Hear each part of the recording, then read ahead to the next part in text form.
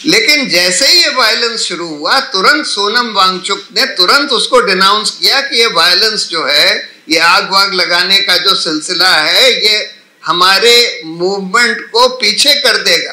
कि 6 साल तक जिन लोगों के साथ लगातार धोखा किया गया, उन लोगों ने फिर भी इतना धीरज बना के कैसे रखा। और मैं समझता हूं उसके लिए अगर कोई एक व्यक्ति जिम्मेवार है तो सोनम वांगचुक है, जिसको वो हिंसा के लिए जिम्मेवार बता रहे हैं। वो व्यक्ति इस आंदोलन को अहिंसक बनाए रखने के लिए जिम्मेवार है। थे जो बीजेपी और केंद्र सरकार ने प्रॉमिस किया था जब 370 अबॉलिश किया गया था और जम्मू और कश्मीर को 3 यूनियन टेरिटरीज में बना दिया गया था कि भाई लद्दाख को आपने जो प्रॉमिस किया था कि भाई हम उसको एक स्टेट का दर्जा देंगे और दूसरा कि उसको 6 शेड्यूल के राइट्स देंगे जो ट्राइबल एरियाज के लिए होता है, ये हमको दीजिए। अब इसके लिए बार बार सोनम वांगचुक तब पिछले 6 साल से मांग कर रहे थे और करीब 1 साल पहले बहुत लंबे अनशन पर बैठे थे, बहुत लंबे अनशन पर बैठे थे। आप उनका अगर रिकॉर्ड करियर देखें तो वो एक बहुत ही महत्वपूर्ण एजुकेशनिस्ट हैं हिंदुस्तान के, एक बहुत महत्वपूर्ण साइंटिफिक टेक्नोलॉजिकल इनोवेटर हैं। इन्होंने बहुत सारे आविष्कार साइंस के क्षेत्र में, टेक्नोलॉजी के क्षेत्र में, हिल एरियाज के लिए किए हैं और क्लाइमेटोलॉजिस्ट हैं और क्लाइमेट चेंज के बारे में जिसका असर लद्दाख वगैरह पर बहुत हो रहा है उसके बारे में बहुत कंसर्न रहते थे, उसके बारे में बहुत बोलते थे और उनको तमाम अवार्ड्स मिले हैं, हर तरह के अवार्ड्स, हर तरह के ऑर्गेनाइजेशन से, सरकारों से उनको अवार्ड्स मिले हैं और उन्होंने एज सच मोदी सरकार का कभी विरोध नहीं किया था। सिर्फ ये मांग थी उनकी कि भाई हमको जो आपने प्रॉमिस किया था वो तो दीजिए, जो मिनिमल डेमोक्रेटिक राइट्स हैं वो दीजिए। और हर बार वो बिल्कुल नॉन वायलेंस की बात करते थे। अभी भी जब वायलेंस हुआ, वायलेंस कैसे हुआ? अगर आप वायलेंस की क्रोनोलॉजी देखें तो पहले एक बिल्कुल पीसफुल डेमोन्स्ट्रेशन हो रहा था वहां पर लद्दाख में इसी मांग के साथ, और उस डेमोन्स्ट्रेशन पर पहले लाठी चलाई गई।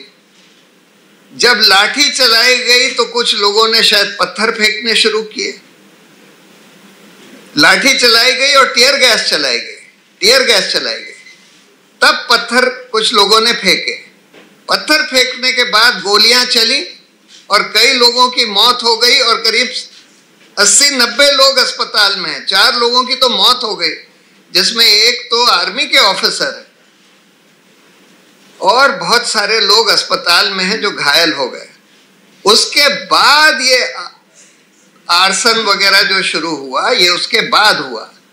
यही चीज अगर आप देखें एक तरह से नेपाल में भी हुई थी। लेकिन जैसे ही ये वायलेंस शुरू हुआ, तुरंत सोनम वांगचुक ने तुरंत उसको डिनाउंस किया कि ये वायलेंस जो है, ये आग वाग लगाने का जो सिलसिला है, ये हमारे मूवमेंट को पीछे कर देगा, गड़बड़ा देगा हमारे मूवमेंट को। हमको बिल्कुल पीसफुल रहना है। उन्होंने वायलेंस को कंडेम किया।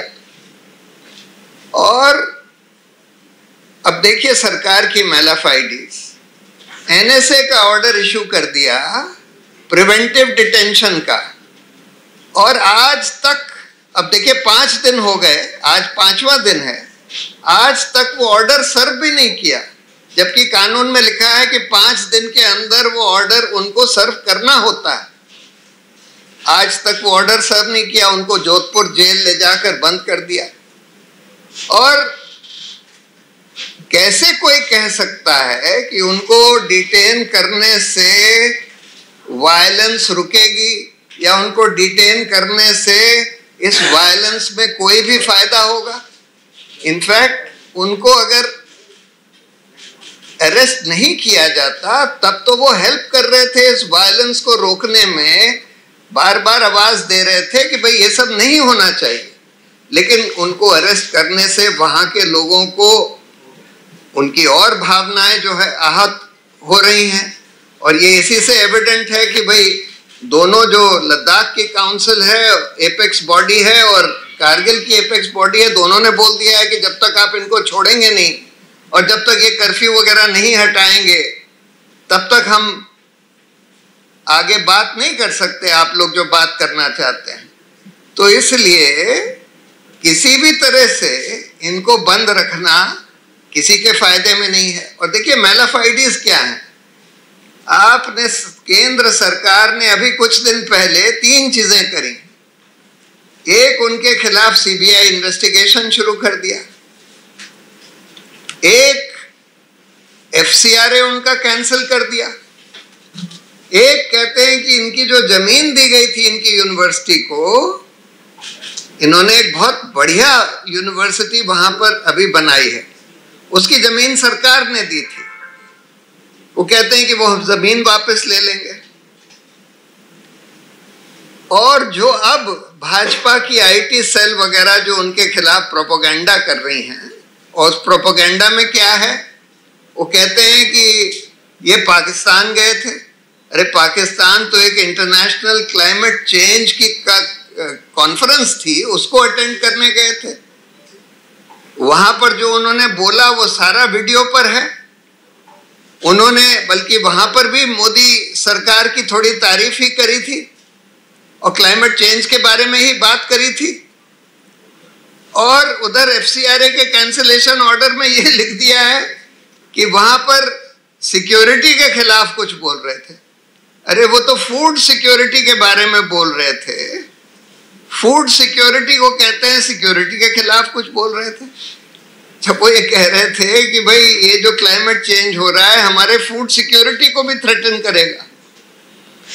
तो मतलब किसी भी तरह से ये जो सरकार का मूव है कि इनको एनएसए में बंद कर लो और इससे वायलेंस रुकेगा, तो किसी भी तरह से जायज नहीं है, हर तरह से काउंटर प्रोडक्टिव होगा, बिल्कुल अनफेयर है, बिल्कुल मैलाफाइडी है। और मैलाफाइडीज इतनी सारी चीजों से एविडेंट है, जिस तरह का सोशल मीडिया कैंपेन बीजेपी वालों ने चलाया है उनके खिलाफ, उनको एंटी नेशनल साबित करने के लिए, उससे बिल्कुल क्लियर है कि जस्ट बिकॉज ये वो मांग कर रहे हैं जो भाजपा ने और सरकार ने खुद प्रॉमिस करी थी, और अब वो लोग देना नहीं चाहते, ना तो स्टेटहुड देना चाहते हैं, ना कोई 6 शेड्यूल राइट्स देना चाहते हैं।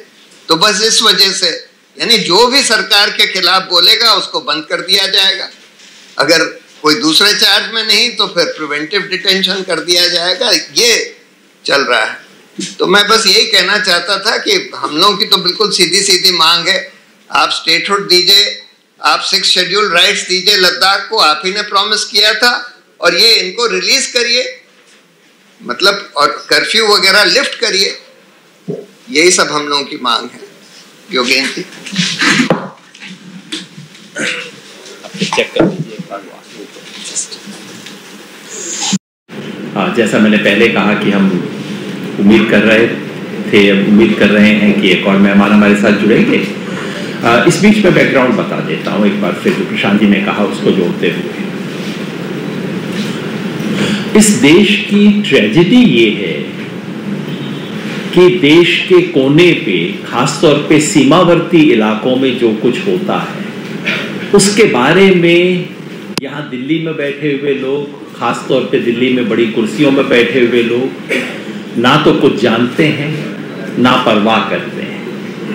और खास तौर पे ये सरकार जो अपने आप को राष्ट्रवादी घोषित करती है, राष्ट्रवादी सरकार की पहली जिम्मेवारी होनी चाहिए कि देश के बॉर्डर्स को सिक्योर करें। और दुर्भाग्य से पिछले कुछ सालों में एक एक करके देश के बॉर्डर्स पे जितने इलाके हैं वो पहले से ज्यादा इनसिक्योर होते जा रहे हैं। कश्मीर का सवाल था, उस पे लोगों ने कहा ये तो पुराना मामला है। ठीक है, मणिपुर तो पुराना मामला नहीं है। मणिपुर तो सारा आपका बनाया हुआ मामला है। लद्दाख, जिस इलाके में भारत की सेना वहां के स्थानीय लोगों के सहयोग पर निर्भर है, और ये मैं नहीं कहता, आर्मी के जनरल्स कह रहे हैं कि हम कारगिल की लड़ाई लड़ सके वो इसलिए क्योंकि स्थानीय लोग गए। मुझे सोनम वांगचुक बता रहे थे कि लोग अपने खर्चे पे बसेस कर करके कारगिल के युद्ध के अंदर गए सेना की मदद करने के लिए, उनका सामान उठाने के लिए, उनको जितनी लोकल असिस्टेंस चाहिए वो देने के लिए। जिस इलाके में भारत का मुकाबला चीन से है और भारत की सेना स्थानीय लोगों की मदद पर निर्भर है और स्थानीय लोग आउट ऑफ द वे जाके हर तरह से मदद करते रहे हैं, रिकॉर्ड है।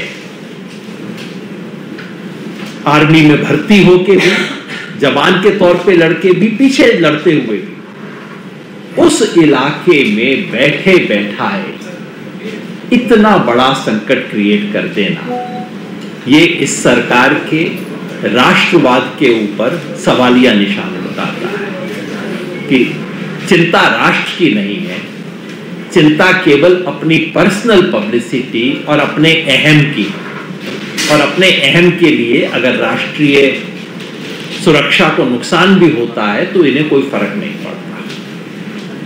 अब हम मुद्दा देखते हैं, ये मांग किसकी है? ये मांग सोनम वांगचुक नामक एक व्यक्ति की डिमांड नहीं है। ये डिमांड लद्दाख के दो हिस्से हैं, एक जो बुद्धिस्ट हिस्सा है लेह वाला, दूसरा जो लार्जली मुस्लिम पॉपुलेशन का हिस्सा है कारगिल वाला। दोनों के अलग अलग संगठन हैं, कभी कभी दोनों संगठनों में विरोध भी होता है, पैरेलल काम भी करते हैं, विरोध भी होता है, लेकिन ये डिमांड सबकी है, सिर्फ सोनम वांगचुक की नहीं है, सिर्फ लेह की नहीं है, ये पूरे लद्दाख के तमाम लोगों की मांग है। और ये वो मांग है जिसे खुद बीजेपी लिखकर अपने मैनिफेस्टो में प्रॉमिस कर चुकी है।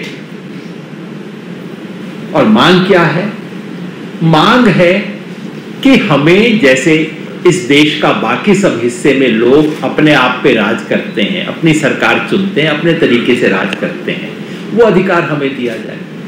लद्दाख के लोग ऐसा कुछ नहीं मांग रहे जो कि हरियाणा में ना मिला हो, कोई विशेष चीज नहीं मांग रहे। डेमोक्रेसी,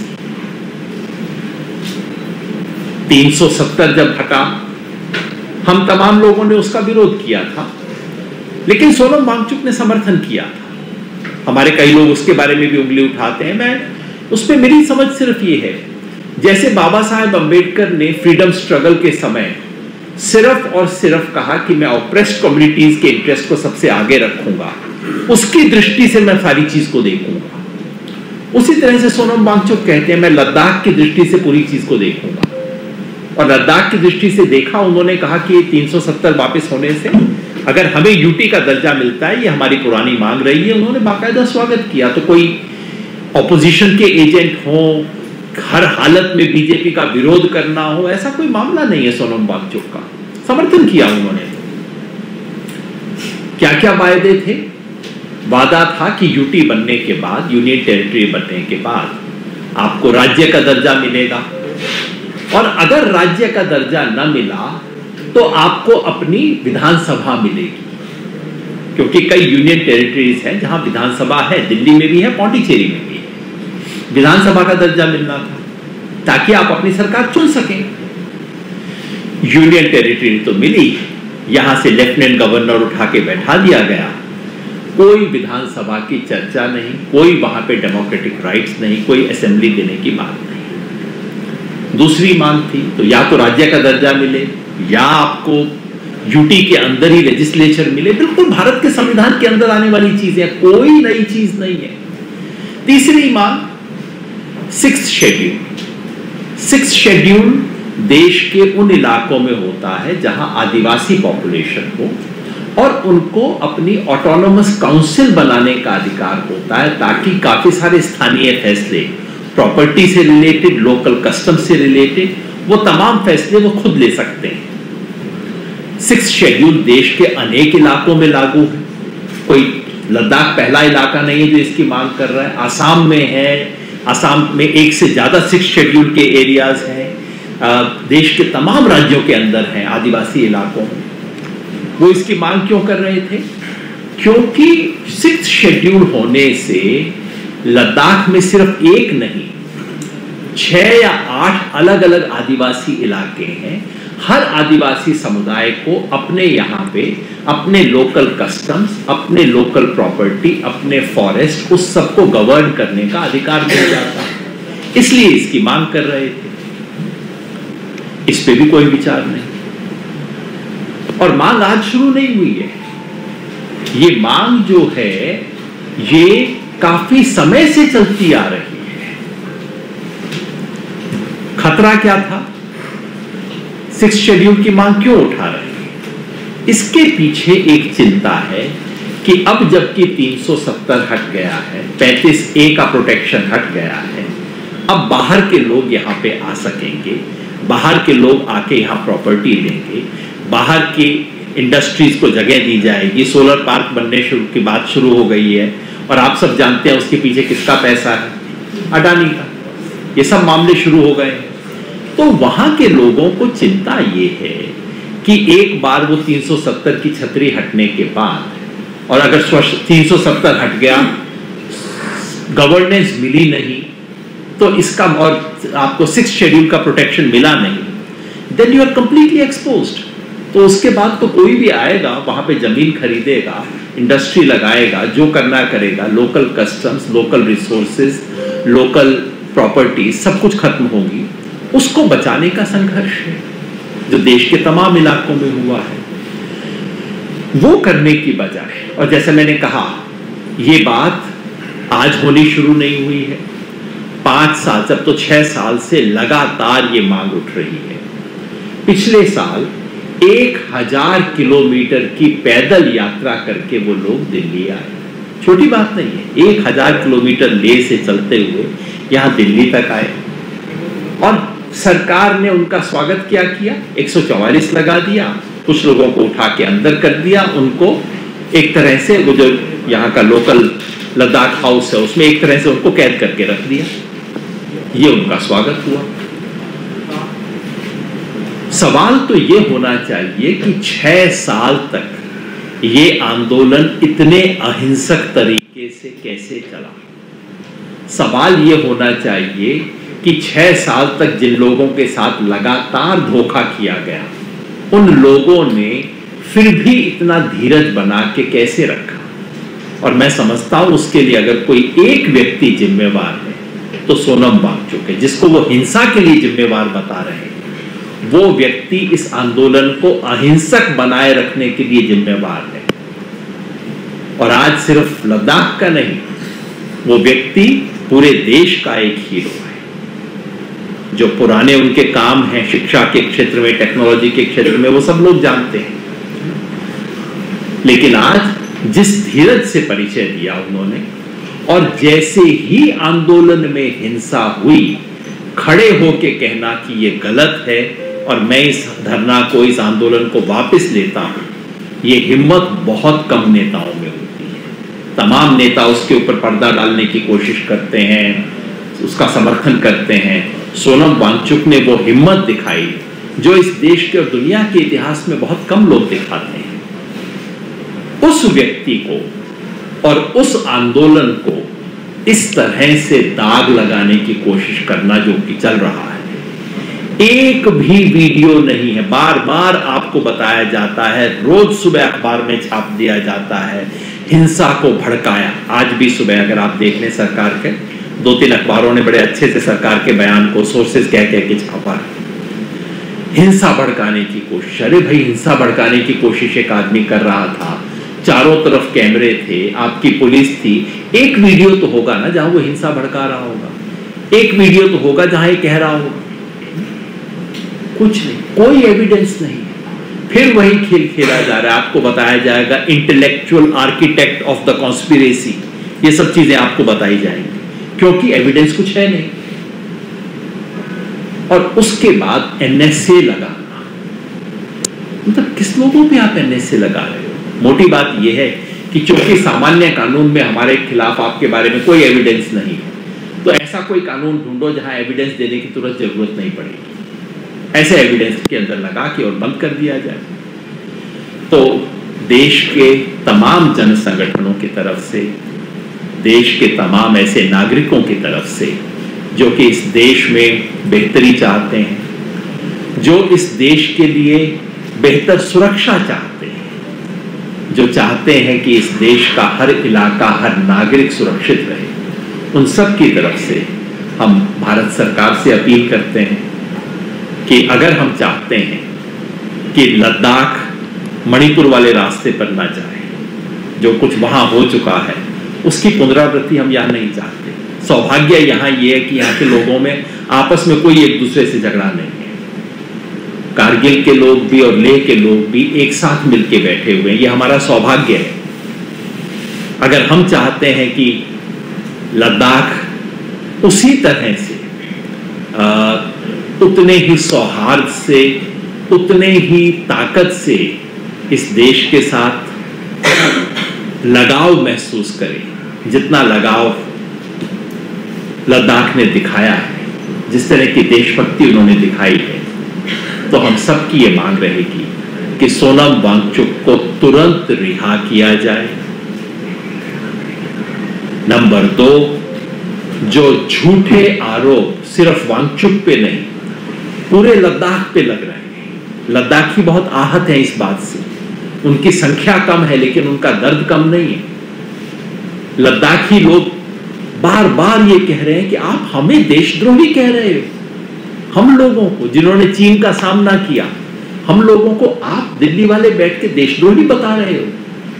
इस किस्म के लांछन लगने बंद हो और उनकी जो वाजिब मांग है, ये कहना कि हम चर्चा करेंगे, हम बात करेंगे, अरे हम तो आपसे वो मांगने आ रहे हैं जो आपने हमें वायदा किया था, चर्चा क्या करनी है इसमें? आपने खुद कहा था जो देंगे, हम तो वो कह रहे हैं कि आप तो दे दो। तो उनकी जो मांग है कि इलेक्टेड गवर्नमेंट हो यूटी में, चाहे आप उसे स्टेट का दर्जा दें चाहे यूटी का दर्जा दें, ये कोई जिद नहीं है इनकी तरफ से। आप स्टेट का दर्जा दें या बिना स्टेट का दर्जा दिए भी आप इलेक्टेड लेजिस्लेचर वहां दें, चुनी हुई विधानसभा, चुनी हुई सरकार हो और 6th शेड्यूल का दर्जा दें ताकि वहां के अलग अलग इलाकों में स्वायत्तता हो सके। ये भी हम याद रखें कि जब जब लद्दाख की तरफ से बात आती है, आज सुबह अखबारों में लद्दाख के लेफ्टिनेंट गवर्नर का इंटरव्यू छपा है, उनसे कोई भी सवाल पूछा गया, उनसे कहा गया हिंसा क्यों हुई, उनसे कहा गया गोली क्यों चली, उनसे कहा गया लोग परेशान क्यों हैं, उनका एक ही जवाब होता है, हमने इतने करोड़ रुपए दिए हैं, हमने इतने करोड़ की योजना शुरू की है, पहले इतने करोड़ आते थे अब इतने करोड़ दिए हैं। लद्दाख के लोग इज्जत मांग रहे हैं और सरकार उन्हें पैसे गिनवा रही है। दुर्भाग्य से ये बिल्कुल कॉलोनियल मेंटेलिटी है कि तुम मुझसे क्या मांग रहे हो, मैंने पैसा फेंक दिया ना तुम्हारी तरफ, पहुंचा या नहीं पहुंचा तो वो तो अलग बात है, मैंने पैसा फेंक दिया, अब बस तुम बात करना बंद कर दो। ये जो कॉलोनियल रुख है, ये जो बिल्कुल औपनिवेशिक मानसिकता है अपने ही देश के नागरिकों के प्रति, उसको छोड़ा जाए, ऐसी हमारी अपील होगी, ऐसी हमारी आशा होगी।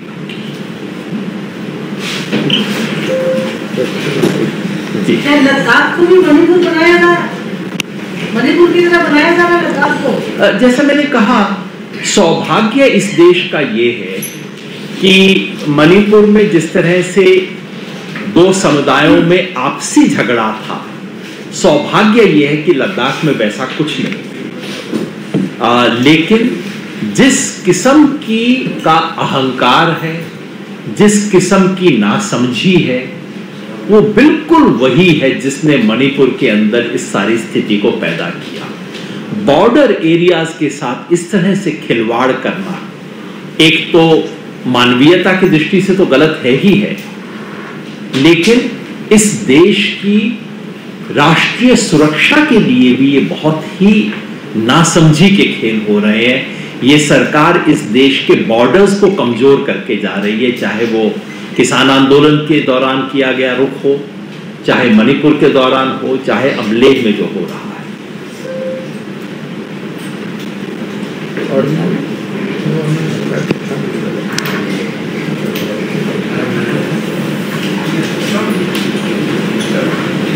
So there's a question. NSA be challenged under the legal procedure? Sorry, sir, can you be louder? Can the NSA be challenged under the legal procedure? Yes, it can be challenged. It can be challenged, but they have not served a copy of the order. They are supposed to serve the copy of the order within 5 days maximum.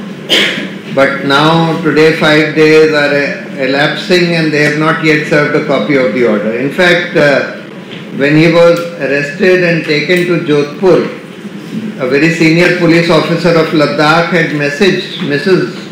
Wangchuk, Gitanjali Wangchuk, that she would be hearing from the senior police officer immediately after Sonam Wangchuk reaches Jodhpur. But she didn't hear from anybody thereafter. And so far she has not received, and I believe that Mr. Wangchuk has also not received any copy of this detention order under NSA. Now, the law under NSA is that you can preventively detain somebody about whom there is serious apprehension that his non-detention would lead to breach of peace and breach of national security, etc. And the law further says, the Supreme Court further says that you have to give good reasons in your detention order as to why you have that apprehension. In Sonam Wangchuk's case, if you see all the facts around his movement, all the facts about his statements, etc., exactly the opposite is true. In fact, it is his detention which can possibly lead to breach of peace because it has agitated large numbers of people in Ladakh, as is clear from the boycott yesterday by the apex body of both Ladakh as well as Kargil. So, in fact, his being outside and his being able to lead this movement would have been the best insurance against breach of peace, etc. You are now creating a situation. You are creating a situation where it can, by firstly keeping somebody who could have peacefully led that movement in detention, and secondly, you are agitating the Ladakhi people further.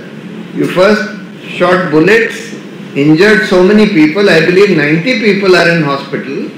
4 people have been killed. So it was a huge incident which obviously would lead to a lot of anger. So therefore, NSA can be challenged, but at least let them serve a copy of that order. So what's the legal recourse in that case available for Mr. Sonam Wangchuk at this point in time? So will you be moving to Supreme Court? So we don't know. See, the thing is that these are not decisions which can be taken in a hurry. These are decisions which have to be very carefully weighed, and only then they have to be taken. So far as Mr. Wangchuk is concerned, of course he would like to be out so that he can lead the movement peacefully. But the point is that his detention is certainly not only in Ladakh, it is leading to inflamed feelings against this government and the BJP. If the BJP thinks that by this vicious social media campaign against Mr. Wangchuk they can defame him, they are totally mistaken. Exactly the opposite is happening. The result of this campaign is exactly the opposite. So, but that decision as to whether this will be challenged or not in court will have to be taken later. But first let them serve a copy of the detention order, then thereafter we will see. Actually, we were expecting Gitanjali Wangchuk ji in the press conference itself. She had confirmed it, but she, in the course of the press conference, she informed us that she's held up with something very important. Some new developments have taken place and she's handling that. And therefore she's unable to come. So our apologies that she cannot join you here in the press conference. She was the other guest that I was speaking about, who we were waiting for. She could have personally responded to some of those things, and and it's very important that we hear her voice, because she's not only his wife, she's also his partner in construction, in the developmental work that they have done, and also in the current struggle. Sir, what about the denial of judicial inquiry into the death of 4 people who were in the protest by the central government? Do you have any remarks on that? See, judicial inquiries these days have also become a way of brushing things under the carpet. The judicial inquiries go on for years altogether, and they say that we have instituted a judicial inquiry and it will go on. So, for a judicial inquiry to have any meaning, there have to be 2 preconditions. That the members of that judicial inquiry have to be appointed not by the government, which is clearly an interested party in this matter, but they should be appointed by the judiciary. Number 2, that the judicial inquiry should lead to a quick conclusion. It cannot be that it goes on for months or years altogether. So, judicial inquiry would be useful if these 2 preconditions are satisfied. There is one here, this HIA closure, is it legal or illegal, citing reasons of illegal encroachments? HIA, Himalayan Institute of Alternative Ladakh, its closure. Closure. No, that is totally illegal. Totally illegal. Even the cancellation of the FCRA, totally illegal. They have, Mr. Wangchuk had responded to that FCRA notice. He had responded to this threat to take over the land, etc. If you read his responses, you will find that there is absolutely no ground for either taking back that land, closure of that institute, cancellation of the FCRA, CBI investigation, etc. These are all totally mala fide actions being undertaken by the government only to somehow get him embroiled in all this so that he cannot lead this movement and to defame him. So do you think that this is a fit case for Supreme Court to take its suo motu cognizance? Supreme Court these days very rarely takes suo motu cognizance of anything. But yes, it's a very serious case, and this is certainly a fit case for taking suo motu cognizance. But they are, especially when it's involving one particular person, then the Supreme Court rarely takes any suo motu action, because they feel that unless that person himself wants, why should we on our own do this? This is the problem. छोड़ने की इरादा नहीं है, अंदर रखने की इरादा। देखिए, हमारा तो एक्सपेक्टेशन ये है कि ये लोग वही करेंगे जो बहुत सारे केसेस में करते हैं। पहला जो डिटेंशन ऑर्डर आएगा NSA वाला, वो 15 दिन का होगा, उसके बाद वो एक्सटेंड करते जाएंगे। इस तरह से ये लोग काम करते हैं, पहले भी इन्होंने इसी तरह से काम किया है। चंद्रशेखर आज़ाद के खिलाफ बार बार एक्सटेंशन करते रहे। तो देखिए क्या करते हैं। ऑफ कोर्स यहाँ पर फर्क ये भी है कि इनको ये भी पता है कि इनका अरेस्ट बहुत काउंटर प्रोडक्टिव हुआ। बीजेपी के लिए, सरकार के लिए बहुत काउंटर प्रोडक्टिव है। नेशनली, इंटरनेशनली सरकार की इमेज, बीजेपी की इमेज इससे बहुत खराब हुई। Thank you very much, and our sincere apologies that Gitanjali could not turn up. She's caught up in something very important she mentioned.